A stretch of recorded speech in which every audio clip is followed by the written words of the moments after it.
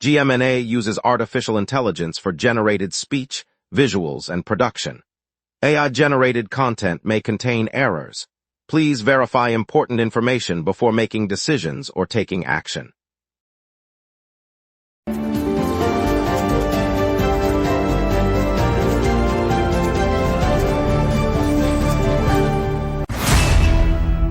Good morning, Montreal. I'm Lauren Dupuis. This morning we'll unpack the Health Ministry's call for an independent probe into the Prévost youth deaths and remind everyone to keep conserving water as the Aqueduct overhaul continues. Traffic's moderate, though expect delays at Pont Victoria and the Ville-Marie Tunnel. Over to you, Ryan. Montreal completed a forward-for-forward swap with the Anaheim Ducks, sending Sean Farrell west and acquiring Sasha Pastujov. The Ducks received Sean Farrell, while Montreal welcomed Sasha Pastujov in the recent player exchange. Montreal also signed experienced forward Michel Carvinen to a one-year contract, bolstering their forward group. All right, let's get into it. Here are today's top headlines you need to know before heading out. Good morning, Montreal. The Quebec Health Ministry has asked for an independent inquiry into the deaths of 3 young people at the Centre de Réadaptation Jeunesse de Prévost. The 3 fatalities occurred in March of this year, while the youths were receiving services at the facility, which operates under the Batcho Youth and Family Centres network headquartered in Montreal. Santé Quebec said the probe will examine medical records, staff practices, and any possible systemic failures to determine what caused the deaths. Officials emphasized the investigation must be swift and transparent, and that families will be kept informed of findings. The request follows growing concern from community groups and the families of the deceased, who have called for clarity on how the tragedy happened at the Provincial Rehabilitation Centre. The ministry indicated it will appoint a panel of external experts and expects a preliminary report within the next 2 months. City officials are urging residents to continue saving water as a major aqueduct overhaul proceeds. The extensive repairs slated to run through the coming months have already prompted a temporary reduction in demand thanks to a cooler, wetter summer. Authorities stress that the reprieve could vanish if heat waves return, driving consumption upward. They ask households to keep fixtures turned off when not in use, limit lawn watering, and report leaks promptly. The city's water department warned that even a modest rise in temperature could strain the system still under repair. By maintaining conservation habits now, officials say the supply will stay resilient against future spikes in use. Officials also noted that the aqueduct work includes replacing aging concrete segments and upgrading pressure-regulating valves, tasks that cannot be rushed. They emphasized that the network remains safe, but the margin for error shrinks as repairs progress. Earlier today, refugee advocates in Montreal issued an urgent appeal for Canada to open its doors to Haitian migrants after the United States abruptly ended a protected status program. The Trump administration announced the termination of the temporary protection that had shielded hundreds of thousands of Haitians from deportation, leaving them vulnerable to removal. Advocates highlighted Canada's long-standing tradition of offering sanctuary to Haitians and urged the federal government to act swiftly. They warned that without a rapid response, many families could face forced return to a country still grappling with political instability and economic hardship. The call was echoed by community groups across Quebec, who cited recent historical precedents of Canadian assistance. Officials have not yet detailed a specific intake plan, but the pressure mounts as the situation evolves immediately. The city of Brossard announced that the housing development slated for the Panama REM station area is now on hold. The project, a 30-story tower containing 325 units, was approved for its first phase in November 2025, but the Quebec Pension Fund manager that pledged the capital has suspended its investment. Officials say the fund is awaiting more favorable market conditions before releasing further financing, leaving construction stalled. The pause affects a key component of the city's transit-oriented growth plan, which aimed to increase density around the new REM link. The approved first phase included site preparation and infrastructure work, all of which are now delayed. City leaders have not set a timeline for when funding might resume, and the development remains in limbo as the investor reassesses the market outlook. Federal authorities lack the power to penalize trucking firms that flout safety rules. An Internal Employment and Social Development Canada memo released Wednesday morning reveals, and the gap is being blamed for a string of severe crashes across the province. The document, obtained by reporters, says the department cannot impose sanctions on companies that fail to meet federal standards, leaving them effectively immune from enforcement. Officials say the inability to act has directly contributed to multiple high-impact collisions this year, prompting calls for urgent legislative change. Quebec Transport Minister Mylene Creert warned that without federal tools, the province will continue to see preventable tragedies on its highways. The report underscores a systemic shortfall that, according to the memo, has left road safety hanging in the balance. Provincial safety agencies have also highlighted the issue, stating that coordinated action between federal and local regulators is essential to protect drivers and passengers.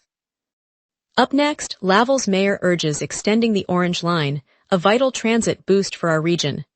Stay tuned, we will be right back. Watch the local sunset tonight at 6 p.m. for all your local Montreal news. If you run a venue, a comedy night, a concert, a fundraiser, you already know the hardest part isn't the show.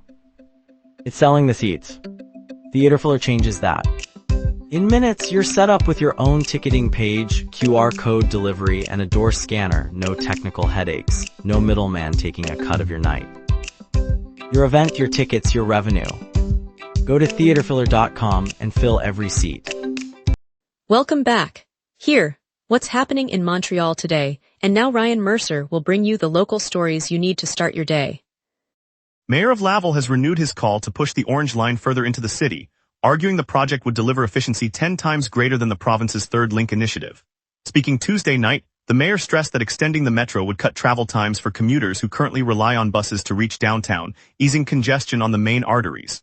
He noted that the proposal has been on the table for years, yet progress has stalled while other regional projects move forward. By linking directly to the existing network, the extension could streamline connections to the commuter rail and reduce the need for multiple transfers. The mayor's appeal comes as residents grapple with crowded buses during rush hour, and officials say the added capacity could reshape daily trips across the greater area. 3 officers from the provincial police and 2 from the city force have been suspended after a disciplinary tribunal found them responsible for a 2018 high-speed pursuit that left a local woman seriously injured. The tribunal, which oversees police conduct in Quebec, determined that the pursuit violated protocols for dangerous chases and that the officers' actions contributed to the victim's injuries. The decision marks the first time the 5 officers have faced suspension for that incident, highlighting the tribunal's authority to impose penalties for misconduct.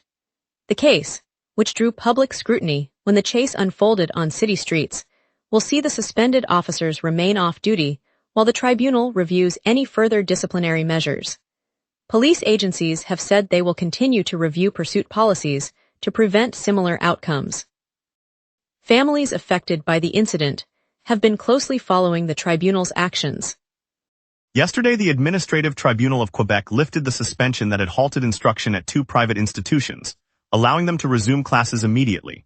The decision covers Collège Supérieur de Montréal and Collège Supérieur de Sherbrooke, both of which will welcome students back to their campuses in the coming days.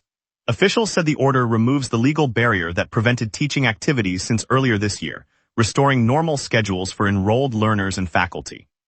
Parents with children at the schools can now plan for the return of regular coursework, while staff anticipate the restart of payroll and campus services. The tribunal's ruling also clears the way for the colleges to reactivate any pending registrations and to continue offering their specialized programs to the local student body. Local businesses near both campuses expect a modest boost as students resume daily commutes and patronize nearby cafes and shops. The Municipal Housing Office announced it will demolish a low-cost building in the Park Extension neighborhood, replacing it with new housing. The structure has stood empty for nearly 4 years after seniors were forced out for repairs deemed too extensive to fix.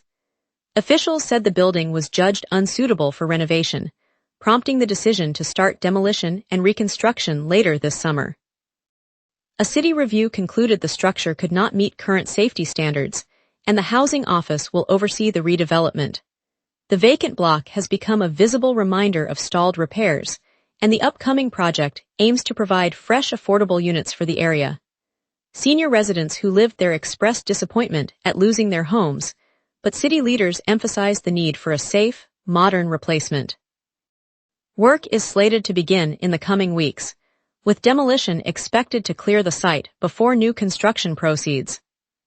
Prime Video is set to add a fresh slice of hockey to the midweek lineup, streaming 7 Montreal Canadiens matchups every Wednesday across Canada. The deal expands the streaming service's new NHL portfolio, giving fans a direct digital window into the team's action without needing a traditional cable package. Subscribers can tune in from their living rooms, tablets, or phones, making it easier to catch the blue and white in real time. The weekly schedule means the Canadiens' Wednesday games will now be part of Prime Video's regular sports roster, joining other league fixtures already available on the platform. For those who have been waiting for a convenient on-demand way to follow the club, the upcoming series promises consistent access throughout the season, right from the comfort of home. It also opens a new avenue for families to gather around the screen for a shared evening of sport. Let's get a look at your morning forecast with our weather team. Low pressure rising under a southerly jet is set to thicken clouds and stall any early warmth. On this date, the all-time high reached 31.7 degrees Celsius back in 2015, a spike that rode the tail end of a regional heat wave. The record low, 11.4 degrees Celsius, fell in 2017 during an unusually sharp Arctic dip that pushed the jet south. By contrast, the climatological average for July hovers around a high of 23 and a low of 19 degrees. So today's numbers sit comfortably between those extremes, reflecting a modestly warm but not historic day. Scanning the live radar, the screen is clear over the island, confirming a dry, stable air mass this morning. A band of mid-level moisture is tracking eastward across southern Quebec, guided by the southerly jet at roughly 78 kilometers per hour. It will reach the city around 8 p.m., peak near 10 p.m., then exit by midnight. With that picture, let's move to today's outlook. At 7 a.m., the city sits under thick overcast, temperature 20 degrees, humidity 95%, and a low-pressure center slowly rising as high pressure builds from the west. The southerly jet, streaming at 78 kilometers per hour aloft, is capping the surface low and keeping the air stable, which explains the lack of rain despite the evening band. Winds are modest at 8 kilometers per hour from the southeast, but gusts reach 27 kilometers per hour, feeling noticeably brisk. UV index sits at 3. No precipitation is expected through the day, with highs only reaching 24 and lows holding near 20. A rainfall warning remains active for the Rodin-Joliet and Saint-Adèle-Saint-Sauveur zones. With that settled, let's look at the 5-day outlook. The week ahead stays under a persistent cloud shield. Wednesday brings a high of 24 and a low of 18, with a 45% chance of rain as a weak frontal wave nudges the region. Thursday remains overcast, high 23, low 18, and dry skies as the high-pressure ridge pushes east. Friday warms to 26 at its peak, low 19, still cloud-covered but no rain. Saturday climbs further to 28, low 20, and the moisture pool deepens, setting the stage for a weekend pulse. Sunday drops back to 24 with a low of 17 and a 75% rain probability as the lingering system finally releases its stored moisture. Expect temperature swings of 10 degrees between the warmest and coolest days, and keep an eye on any renewed alerts. And that's your weather. Remember, the local sunrise is also available as a podcast. Listen anytime on Apple Podcasts or wherever you get your podcasts. Traffic's tight at Pont Victoria and Ville Marie Tunnel, Habs trade buzz heats up, and Dynacare's lab opens. Stay with us, we will be right back. Watch the local sunset tonight at 6 p.m. for all your local Montreal news. Major restrictions continue in the Ville Marie Tunnel on the autoroute. All traffic is reduced to one lane each direction, and speeds are limited to 30 kilometers per hour. Expect queues building from Rue Saint-Laurent to the downtown core, and allow an extra 10 minutes if you're heading into the city. Pont Victoria sees a minor hindrance. One lane remains open, but alternating traffic slows to about 20 kilometers per hour. Drivers can still use the bridge, but plan for a short delay. Truck traffic over 3 axles is prohibited on Pont Honoré Mercier, so heavy vehicles must detour via Boulevard Saint-Laurent. The Louis-Hippolyte Lafontaine Tunnel has its clearance lowered to 4.3 meters, affecting taller rigs. Overall, other routes are flowing smoothly. This afternoon, traffic should stay moderate with no further incidents expected. Keep an eye on the main arteries if you're traveling downtown. Looks like today's cultural calendar is quiet, but stay tuned to the local Sunrise for the events coming up later this week. And now here's Tyler with sports. Montreal's hockey off-season is anything but quiet. Here's the board. Kirill Marchenko's name keeps surfacing in Canadian circles, and the question the front office is wrestling with is simple. What's too much to give up? Montreal already leads the NHL's top 5 under-25 cores. Adam Engstrom was the most coveted HAB at the deadline. Trading from that depth has real consequences. The Canadiens and Anaheim Ducks completed a forward swap. Montreal sends Sean Farrell west and brings in 23-year-old Sasha Pastujov, a former third-round pick. Both players are restricted free agents, so contract negotiations follow. This is a depth chart reshuffling, a bet that Pastujov's development curve has more room to run. The Montreal Victoire have added a proven veteran up front. 36-year-old Michelle Carvinen signs a one-year standard player agreement. Carvinen was Vancouver's first-round pick, and she brings championship-caliber experience to a forward group that now has serious leadership alongside its youth. Dynacare in Laval's Biotech City is turning a new page for Montreal's health tech scene. The company has just opened an advanced medical laboratory, the result of an investment of over $5 million. The state-of-the-art facility will run high-throughput testing, genomics, and diagnostic services that were previously only available in downtown labs. By keeping that work right here in Laval, Dynacare is creating dozens of skilled jobs and giving local researchers faster access to cutting-edge tools. The expansion strengthens the biotech corridor and reinforces the region's reputation as a hub for innovation. For Montrealers, it means healthier futures start in our own neighborhoods, and that promise feels personal to every family watching the sunrise. Later, we'll share the uplifting news of Dynacare's new advanced lab in Laval's Biotech City, a boost for local innovation. Stay tuned. Coming up tonight at 6, the local sunset. Your neighborhood, your city, your news. From city hall decisions to the stories happening right on your street, we cover what matters most to Montrealers. Join us tonight at 6 p.m. on GMNA for the local Sunset Montreal's evening newscast. On the corner of St. Laurent and St. Denis, the rain-slicked streets of Montreal have turned a typical Thursday into a spontaneous celebration of community. As the sky darkened, volunteers from the nearby community garden rolled out bright orange umbrellas and a steaming kettle of café au lait, inviting passers-by to pause under the awning of Café Vivre. A 9-year-old named Maya splashed gleefully in a puddle, her laughter echoing off the stone facades, while an elderly neighbor, Monsieur Levesque, received a warm croissant and a gentle reminder to keep his porch light on for anyone needing shelter. The scent of fresh coffee mingled with the petrichor, and a local violinist tucked into a doorway began to play a soft rendition of La Vie en Rose, the notes weaving through the rain-drummed roofs. In that brief moment, the storm felt less like a warning and more like a gentle nudge, reminding us that even on the wettest mornings Montreal's heart beats together. Stay safe, and remember the kindness that brightens our streets. On a bright Saturday morning in the bustling core of downtown Montreal, just a block from the historic Old Port, city planners set up a modest table beneath a maple leaf banner and began handing out simple teal-folded surveys.